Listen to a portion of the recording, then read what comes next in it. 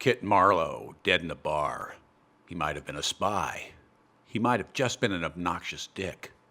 He might have been dealing in fraudulent documents. Perhaps prologue to the tale of Baer, a spurious 15th century addition to Chaucer's Canterbury Tales. Kit Marlowe, a knife through the eye. His third eye was definitely open. Upon his arrival to Love Token Alley, Kit Marlowe said, "No whining, no loser talk. The only thing to be is the real thing. Hashtag the new imagiste." Our Marlowe would communicate in some basic pictorial language. Repeated patterns, repurposed imagery. He'd make his paintings wobble this way and that by changing the balance, and he'd load images with multiple meanings and alter symbols between a positive and a negative charge. Would the effort stand up to scrutiny? Bunny and Bester dangled their nuts with their faces covered by palm fronds. Would he dare to expose himself so openly? Yet, if he didn't say it loud, why say it? Andy Warhol said, "If everybody's not a beauty, then nobody is." Marlowe said, "Upon sober reflection, doubt crept in." Art Smitten did much to mitigate Marlowe's insecurities. As to this amorphous, nebulous, tenuous art undertaking, Art said, "How good it is, how valuable it is, how it compares to the work of others, not yours to decide. And to paraphrase Martha Graham, you do not even have to believe in the work. You just have to be honest and open and make an expression that is uniquely you and give it your all." What was valuable? What was not?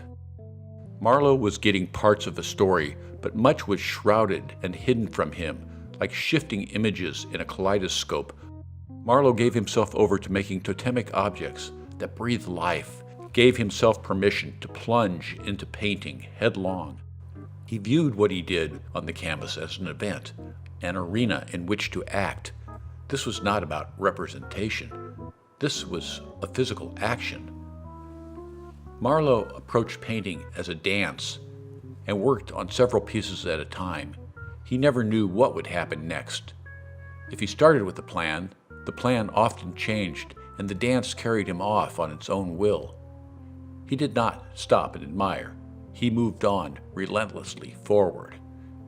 His aim was to surprise himself, scare himself, break through barriers of politeness, and go into an alternative world where his job was to render the invisible visible.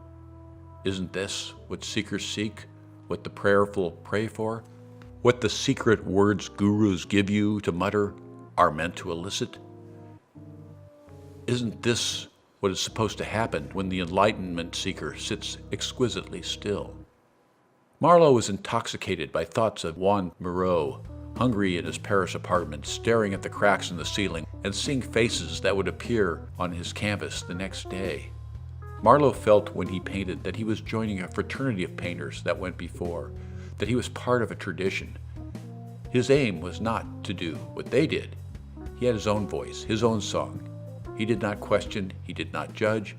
His job was to infuse his work with energy, to achieve revelation. He saw images appear out of nowhere. They rained down on him, splashed at his feet. This sometimes happened if he could get the tap open. He wanted to make an audience laugh, cry, feel, think, and do.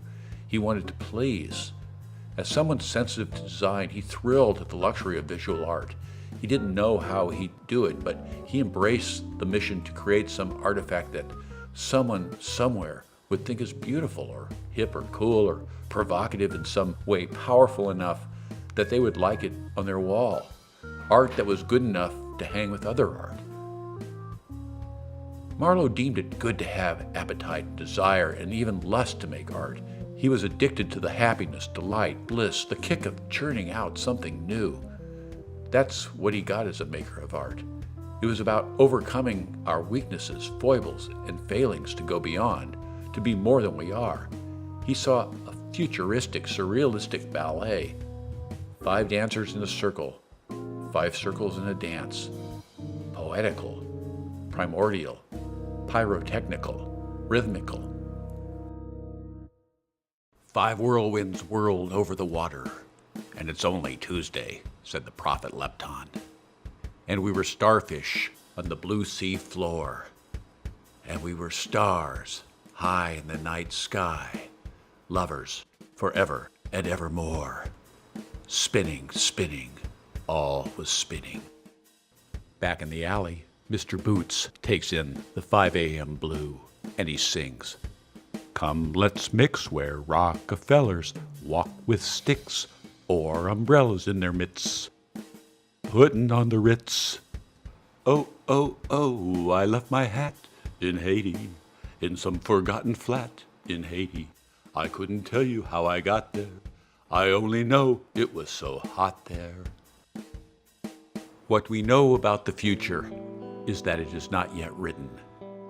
What we know about Li Po, wandering the Yangtze River Valley, is that all was illuminated.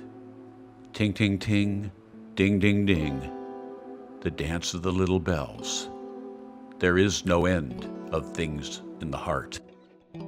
The moon shimmers in green water. White herons fly through moonlight. The young man hears a girl gathering water chestnuts. Into the night singing, they paddle off together as 5 dancers dance across the sky. The dawn is magenta, and lovers row home 2 by 2 by canoe.